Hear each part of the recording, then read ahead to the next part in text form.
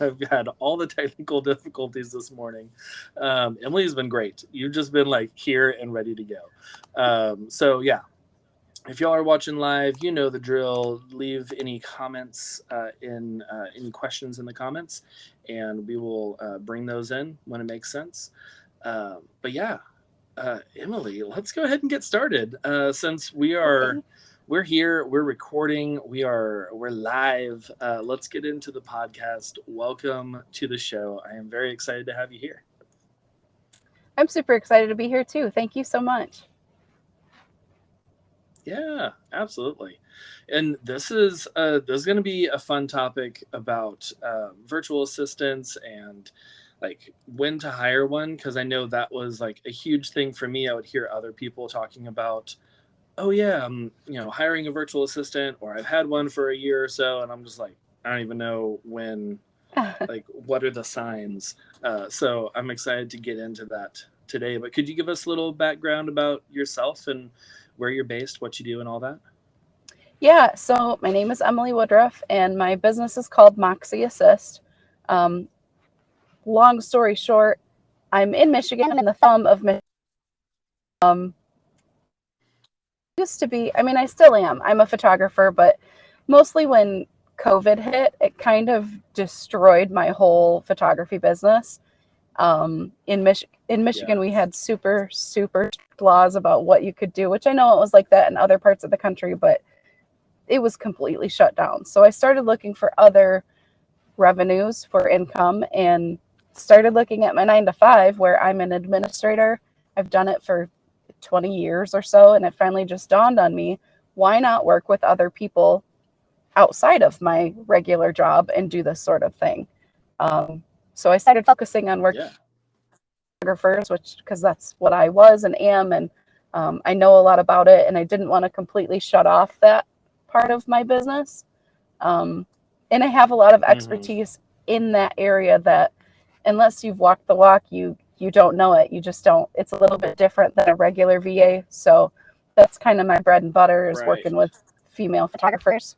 Um, so that's I Yeah, I think that's find that pretty with high like level. VAs and like, yeah, and like with CPAs too, where it's just like it's a different sort of deal. Like the whole solopreneur, entrepreneur type thing is one segment Yeah, of like virtual assistant, and then also you have the photographer inside of there, and then there's all the little subsets. So yeah, having that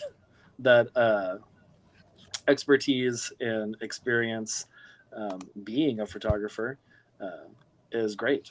I'm sure that's really, really handy. And I know a lot of people, as myself included, as I'm looking for a VA, I'm like, I want someone who understands yes, photography, and they're not gonna like come to me like I'm like a lawyer or someone looking yeah, for a virtual assistant to help with managing yeah. stuff. It just But it just really helps to have somebody who's like creatively minded also.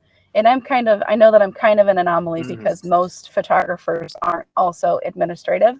We don't love type A right, type of work and don't love that sort of thing, but I'm one of those weirdos that's right in the middle and I love it both ways. So, nice. yeah. Nice. Yeah, same here. I'm the weird artist that also really likes numbers and spreadsheets Yeah. and things.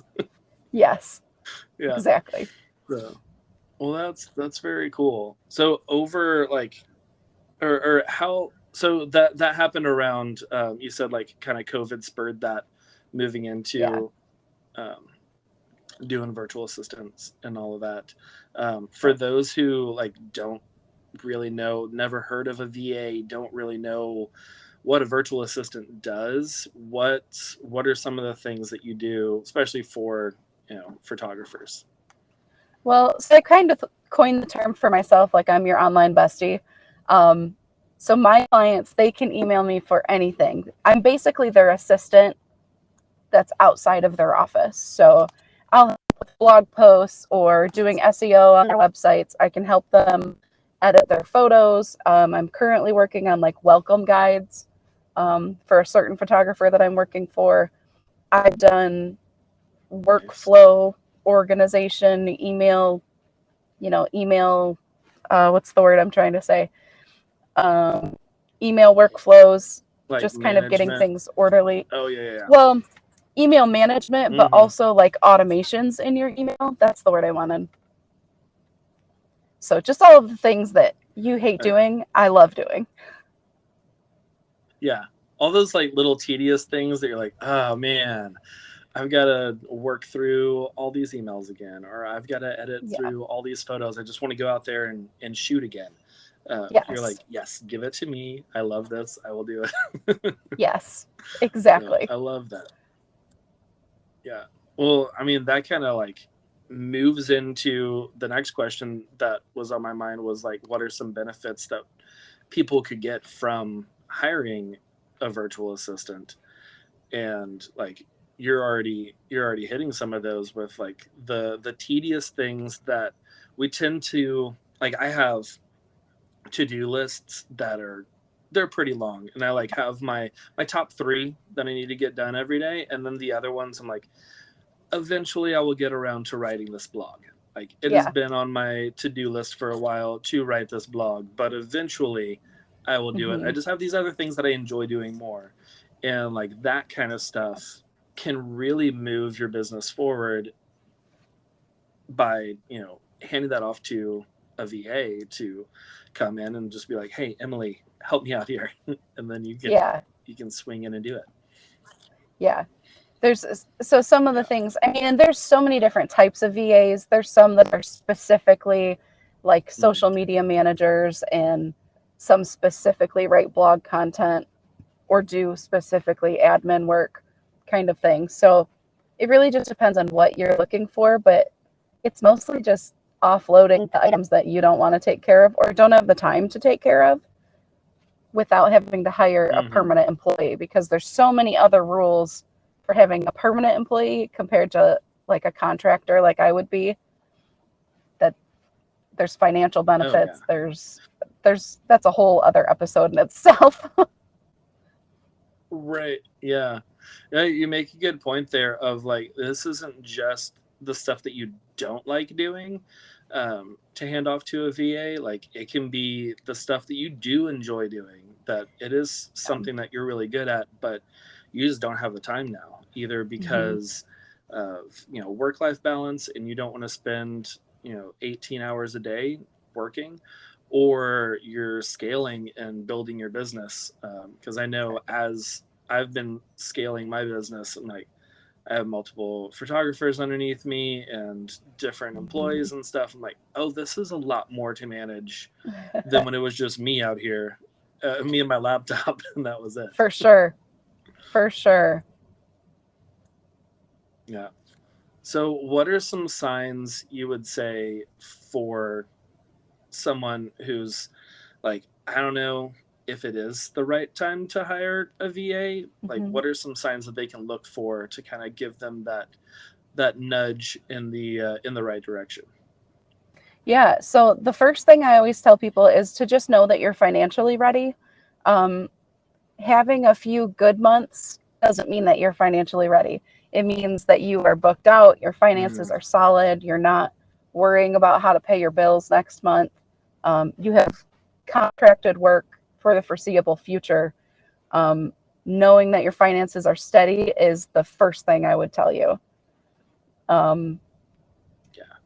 if you know that you have like processes that need to be updated, or routine things that you do them every day, but know there's either a better way to do them or more efficient ways to do things, or you just need help getting that from your mouth to paper, basically. Um, that's a really good Uh-huh. indicator, so that if somebody else came on board, you can have your systems all laid out and not have to do intensive training, intensive additions, things like that. Um, Even with like contracts Yeah. and invoice management and stuff, just having that developed in a professional way is that's a really good thing to have under your belt. Um, and then the last thing, we kind of talked about it a little bit, is when you have so much on your plate that you don't get to do the fun thing anymore. Like if you're a photographer and it feels like everything you have to do is not taking pictures or not editing your photos, which is Uh-huh. either your favorite or least favorite part of photography, when it feels like everything you have to do is just taking away from that, that's a huge red flag that it's time to outsource, to get somebody else on your team, and to alleviate some of those tasks that don't need you specifically to address. Yeah. Oh yeah. Yeah. The like you had mentioned there, oh no, and I lost it. I was like in my mind like pinning it to the wall. I was like, I'm gonna bring this up as soon. But you mentioned the signs. Sorry, I am blanking. I don't even know where that thought went. That's okay. But yeah, no, I what? I think we got Yeah. echo. No, it's oh, do we? Okay. Mine, the computer's still muted. Can you hear me fine here? Or are you Yeah, hearing yourself? I'm good. I think it was just a weird little blip we Okay. had. Okay. Cool. Okay. Well, sweet. But yeah, no, like that the that assessment of where you are in your business, I think is so great to have, because um, you can rush into hiring a VA because you're just like, this is the next step. This is, so and so down the street is doing this, and I see that they are, we're around the same, or at least it looks like that through Yeah. social media. But not having, like you mentioned with the processes, Hmm. that was the pin that I had in my mind, There you go. that is now back. But it eventually comes back. You talk long enough, it'll pop back in. But like, yeah, having the systems and processes all ironed out before you bring on anyone is huge, because usually by the time that you do bring on someone, you're either swamped and just you don't have enough time to do what you're doing. So then whenever you bring someone in, it's just like you throw them to the wolves, and you're just like, here, you know how to do this, go. And you don't have everything lined up for your actual processes. Right. So having that lined out, like you said, is just, it's going to make that transition so much smoother. Bringing in someone where um, they'll be able to just learn from you and not have to, if they hit a roadblock or something, not be like, oh hey, Emily, what Yeah. about this, what, how exactly do you want me to do this? But they can Right. just look at those processes. Right. So yeah, I think that's great. Are there any other, like, couple more things that the listeners can do to kind of prepare for when it is time to hire, to make that more of a smooth transition? Yeah, for sure. I mean, um, just evaluating where you're at is a really big deal. And that sounds like, as a small business owner, you would think that you know where you're at, but actually looking and planning out the tasks that you want to offload, that's a huge thing.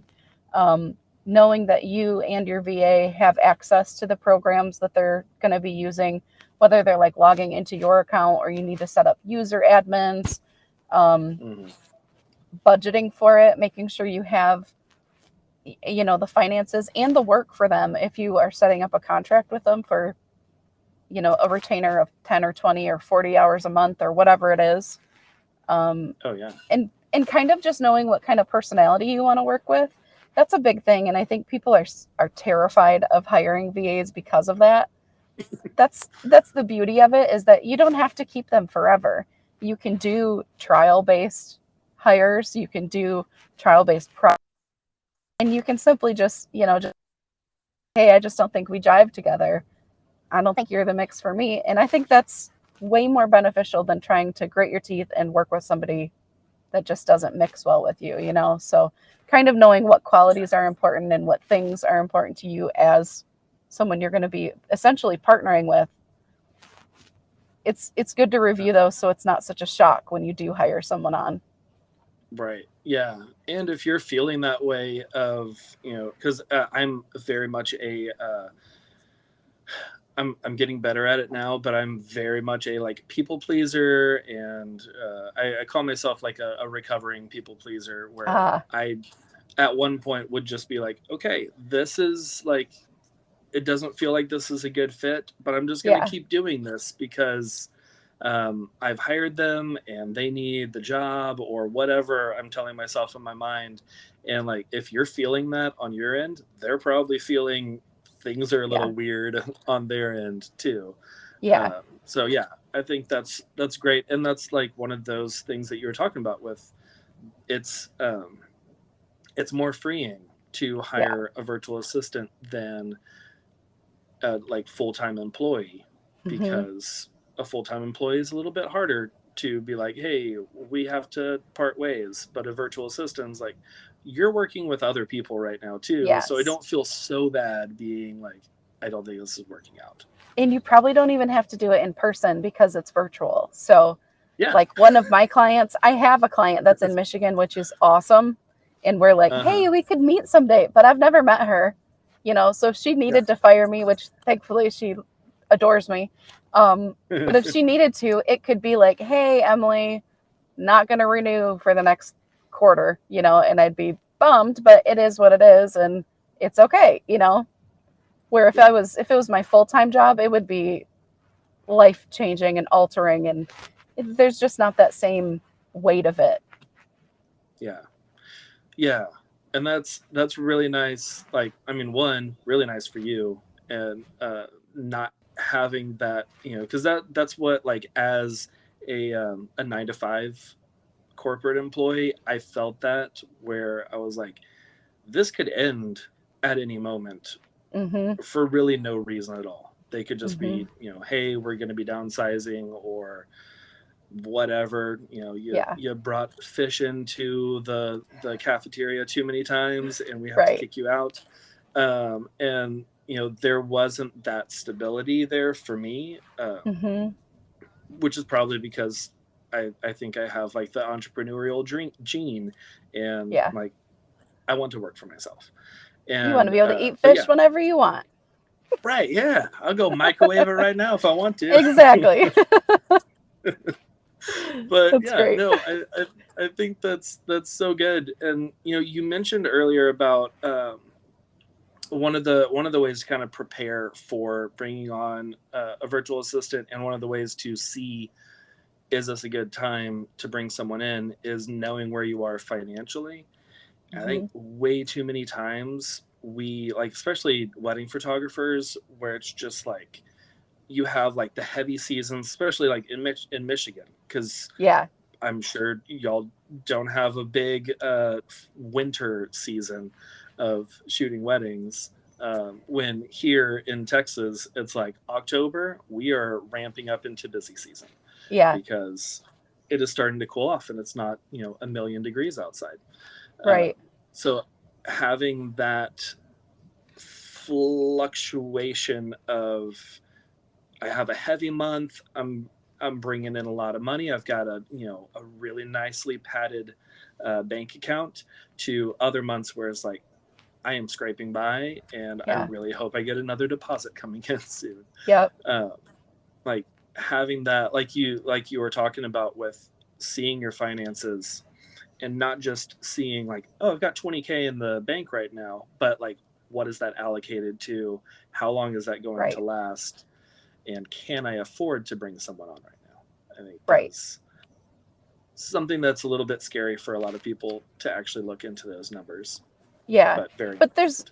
there's also a whole other world of VAs. I mean, and I do it too. There's one-off projects and things, but obviously for this conversation we're talking about like a long-term VA, but if you're Mm-hmm. somebody who's wanting to get your feet wet with it, or you're still just a little nervous of it, absolutely hire them for a trial period, or just do it for a quarter, something small and manageable, and then reevaluate all of those things and see if it fits into your budget and into your, just the scheme of your business. Yeah, I think that's great. That's some really great tips. Thanks. Before we kind of wrap up everything, there is a question that I like to ask about what you're loving this week, and anything from a movie you saw recently to a new book or really anything at all. What are you loving this week, Emily? Okay, I had a totally different answer prepared, but so I'm in love with The Sims. Like Nice. Like the the video game Sims, Sims? yes, Okay. yes. And That's great. I'm like, I feel like such a nerd, but I just bought like 4 expansion packs last night, and I'm so excited.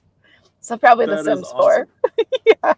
Okay, so what's something that's like what has rekindled your love for Sims?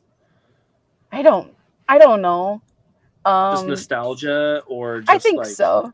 My husband yeah. keeps saying, "You just want to be God, don't you?" And I'm like, "Absolutely not. It is not that." But yeah, it's kind of fun.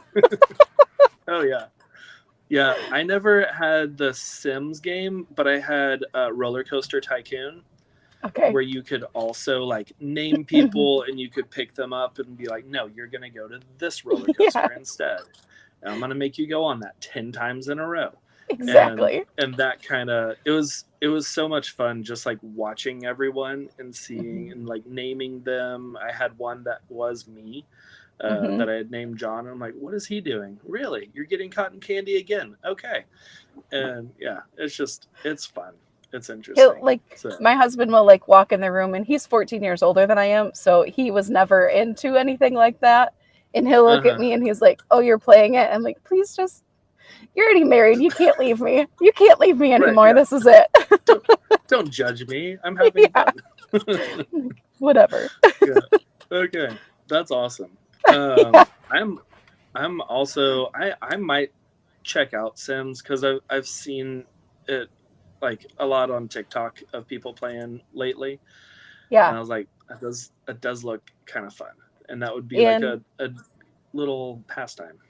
yeah, and just a little shameless plug for them. They have huge sales going on right now for their expansion packs and deals. Oh, I'm like not somebody who okay, spends money on things like that, and right. it's a good time You're to like, check it out. I can't pass this up. This is too good. Yeah. Okay, awesome. Um, I'm also going to call an audible on what I had prepared for what I'm loving this week, mainly because my notes are on my phone, and right now my phone is recording me, so I can't pull that up. But right now, what am I loving this week? What has been different? We've so I'm loving that I have the house to myself right now. Um, I'm loving that school has Nice. started back up. Um, I have 3 kids. All 3 of them are loving school right now and just enjoying it so much and just coming home and being like, today was the best day ever. And That's for no fun. really particular reason, they're just like, today was so good. I'm like, what happened? They're like, oh, I don't know. We That's had fun awesome. at school. I'm like, well, I'm glad you're having fun. So they're Yeah. they're really enjoying it. I am enjoying about 5 hours a day where I get to work, I get to podcast, I get to maybe play some Sims later this week. Who knows? But yeah, just like kind of that free time and that they're really enjoying being back with their friends and all that. That's awesome. Yeah. So, all right. Well, sweet. Emily, this was so good. So Yeah. many good tips and like a great roadmap for anyone who's ever thought about hiring a VA to just move forward and be like, okay, these are some things that I need to work on. Make sure this is all tightened up, and then we can talk about a VA. Where can people find you online? Where can they follow you and say hey and all that? Sure. Yeah. So my website is moxieassist.com, and I hang out mostly on Instagram, and that's just at Moxie Assist. Perfect. Okay, sweet. We'll have those links in the show notes, and yeah, we'll have all that on there so people can come say hi and hang out. I am also mostly on Instagram, just all the time. I feel like I'm just scrolling and having fun and being in the DMs and all of that. Yeah. So, but yeah, well, Facebook, YouTube. Thank you for joining us, and we will see you next time. Bye, y'all.